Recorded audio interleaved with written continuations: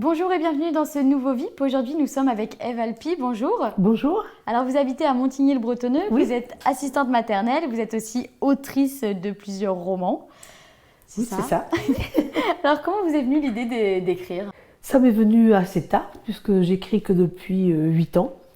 Je racontais une histoire à mes enfants, on était à table, c'était déjà des grands enfants. Hein. Et c'est eux qui m'ont poussé, qui m'ont dit « mais elle est géniale cette histoire, tu devrais l'écrire ». Et comme ils savaient que j'étais toujours avec un livre dans la main, ils m'ont dit « mais c'est dommage de ne pas exploiter cette intrigue ». Et donc je me suis, pourquoi pas, je me suis lancée un peu sur un défi. J'ai commencé à poser mes idées, puis j'ai commencé à écrire et c'est là que je me suis rendu compte que j'aimais vraiment ça. J'aimais la lecture avant et puis je me suis mis à aimer l'écriture et je ne me suis plus jamais arrêtée en fait. Et donc cette histoire que vous aviez écrite, votre fils l'a éditée en cachette, c'est Oui, ça. ça. Donc elle s'appelle À l'autre bout. Finalement, c'est un roman qui est venu. Quel est le lien avec 50 ans en Yvelines? C'est un roman qui se passe, enfin je ne veux pas spoiler, mais c'est deux mondes parallèles, dont un se passe à 50 ans en Yvelines. On y voit les commerçants de la Marcaillon et même le centre commercial. C'est mon fils qui m'a fait vraiment cette surprise de méditer. Moi je me disais c'est même pas la peine. Et puis d'ailleurs, quand il l'a fait, c'était pour mon anniversaire. Il m'a dit « je t'ai jamais fait un aussi beau cadeau » parce qu'il y avait mis beaucoup de temps et beaucoup d'énergie. Et ça lui a tellement plu que lui continue maintenant dans l'édition. C'est ce que j'allais vous dire, votre fils a rejoint l'édition maintenant. Et du coup, vous avez lancé ensemble un livre de recettes de cuisine qui est dédié à votre maman. Oui, alors il faut dire que ma mère n'est plus là. Et elle était pétillante, elle aimait faire la cuisine pour sa famille, ses amis, elle avait plein d'humour. Et donc on a voulu faire un livre qui la reflétait, donc on a essayé de mettre de l'humour, des anecdotes qui lui sont arrivées, donc à elle ou à nous.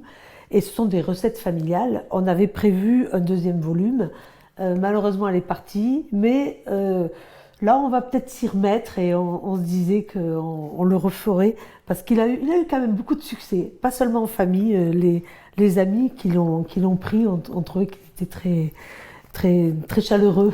Ouais. C'est familial. Oui. Il y a aussi donc les romans Amis, il y a 3 tomes. Oui. De quoi ils parlent? C'est l'histoire d'une jeune fille qui vit dans le nord de l'Afrique et qui est complètement sous l'emprise de sa famille. Elle est maltraitée et sa belle-mère la sauve de cette famille. Ça c'est dans le 1, donc c'est Amis libérée. Puis dans le 2, la belle-fille et la belle-mère s'en vont en voyage et traversent un pays en guerre. Donc là, je parle de la guerre. Et dans le 3, elle arrive en France où elle est confrontée au racisme. Et il faut dire que je parle d'une jeune fille de 15 ans, ça se passe jusqu'à ses 17 ans à peu près. Et pour moi, c'est des enfants. Et donc j'ai voulu un petit peu dénoncer ce qu'on peut faire à des enfants, ce que des adultes irresponsables peuvent faire à des enfants. Et entre autres, dans la guerre, je ne parle pas tant de la guerre que des enfants qui souffrent de traumatisme suite à des irresponsabilités d'adultes, finalement. C'est des sujets qui vous touchent? Oui. Ben, je suis assistante maternelle, hein, donc j'aime les enfants, j'aime les grands enfants même, et les ados, oui, c'est ce que j'aime. C'est des sujets qui vous parlent et encore plus des sujets d'actualité finalement. C'est de la fiction, mais parce que ça se passe en 2065. 2065. Donc c'est dans un futur proche, mais c'est pas si proche que ça puisque c'est après une pénurie d'essence et finalement l'actualité nous rattrape parce que quand je l'ai fait il y a 8 ans, j'avais inventé des choses qui existent aujourd'hui. Comme des petites voitures qui marchent toutes seules quand on leur indique l'adresse. Et j'ai appris dernièrement que ça existait déjà. Bon. Et oui, finalement, il y aura peut-être aussi d'autres choses, c'est peut-être précurseur.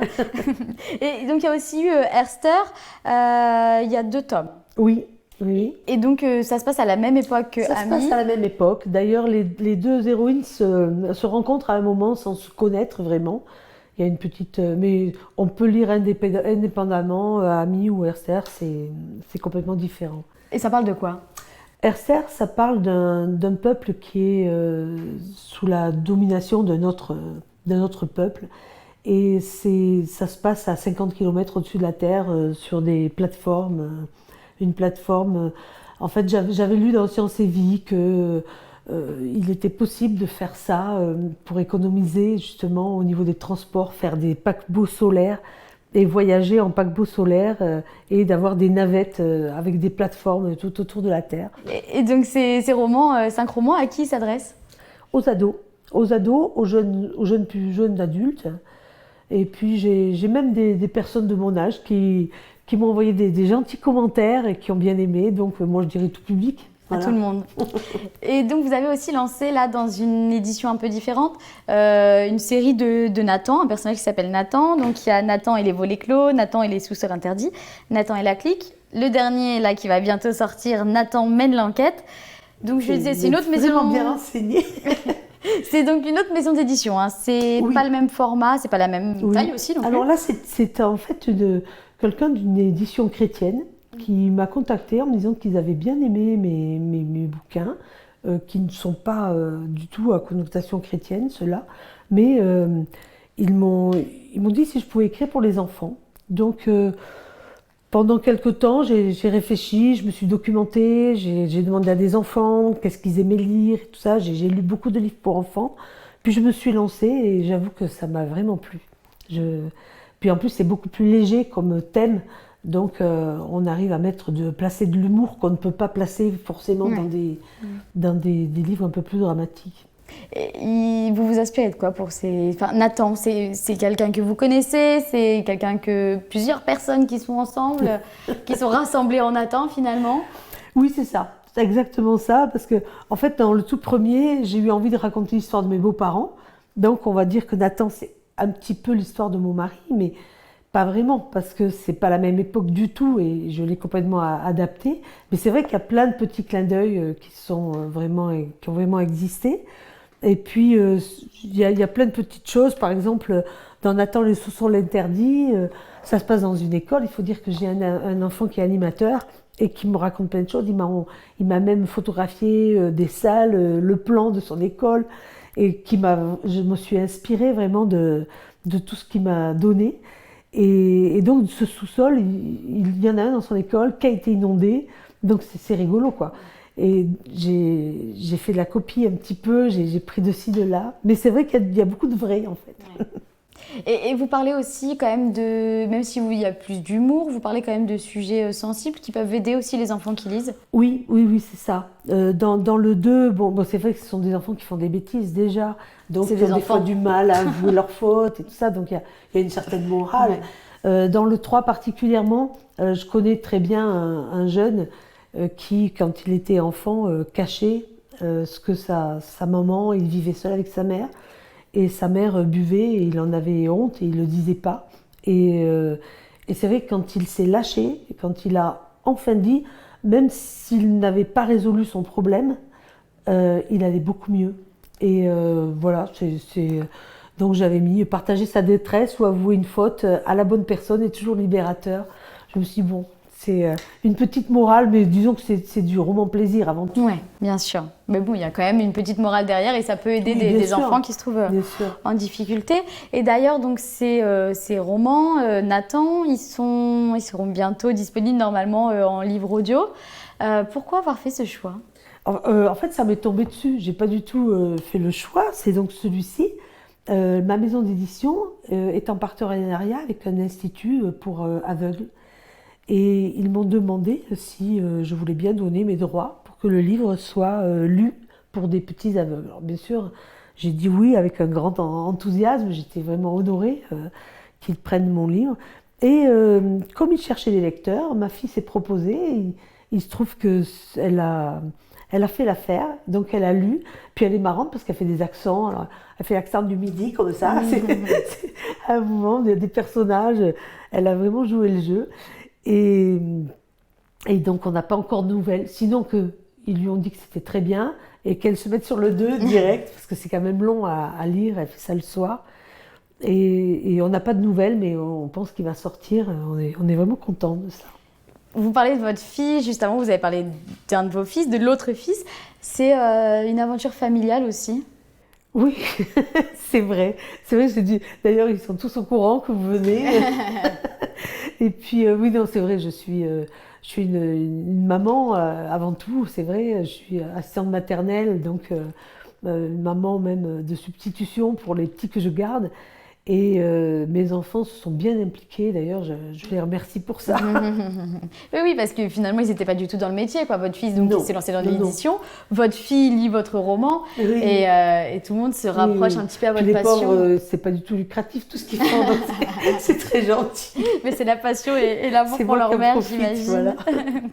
Et donc, qu'est-ce qu'on peut vous souhaiter pour la suite? Qu'est-ce qui arrive? Alors j'ai plein d'idées, mais actuellement je suis en train de terminer un roman qui est historique cette fois-ci. Et il se situe à l'époque de Louis XIV, donc je me suis énormément documentée et ça fait 3 ans que je suis dessus. Donc c'était parallèle à d'autres parce que c'est vrai que j'ai beaucoup lu, beaucoup pris de notes, j'ai rempli des cahiers, des photos, on est allé à Versailles, on est allé... Et puis comme ça se passe dans les Cévennes, on est même allé séjourner à Anduze pour baigner dedans. Et ça se passe donc du temps de la guerre des Camisards et des Huguenots. Et donc c'est en 1702, et le livre s'appellera 1702. Actuellement, je peaufine les dialogues pour leur donner une petite couleur locale et historique. Voilà. Donc je refais tous les dialogues. Et pourquoi un livre historique après des romans qui se passent finalement Oui. après notre période actuelle? J'avoue que là, je sais pas, ça m'est tombé dessus à cause de Versailles. On est juste à côté, on va souvent au parc. Et d'ailleurs, ça m'a tellement plu, puis j'ai tellement de connaissances maintenant sur Louis XIV que j'ai envie de m'en servir de nouveau. Et j'ai envie d'écrire peut-être une autre série qui se passera à Versailles, pour des enfants cette fois-ci. Mais c'est pas encore fait là. 1702, il devrait sortir quand? Je ne l'ai pas encore soumis à la maison d'édition qui le veut, qui m'a dit qu'elle le voulait. Donc après, c'est quand même long. Ça serait dans 6 mois peut-être. Autrement, mes livres donc, se trouvent dans les librairies ou sur Internet. D'accord. Mais dans les librairies, j'aimerais vous dire qu'ils sont en tête de gondole, pas du tout. C'est souvent sous commande. Voilà. Ou sinon, ici, chez moi, je suis répertoriée chez FLP avec Google Maps. Je vous reçois avec plaisir, je reçois avec plaisir mes lecteurs, mes futurs lecteurs. Voilà. Et bien, c'est noté, merci beaucoup. Et merci à vous d'avoir suivi cette émission. On se retrouve bientôt dans un nouveau VIP.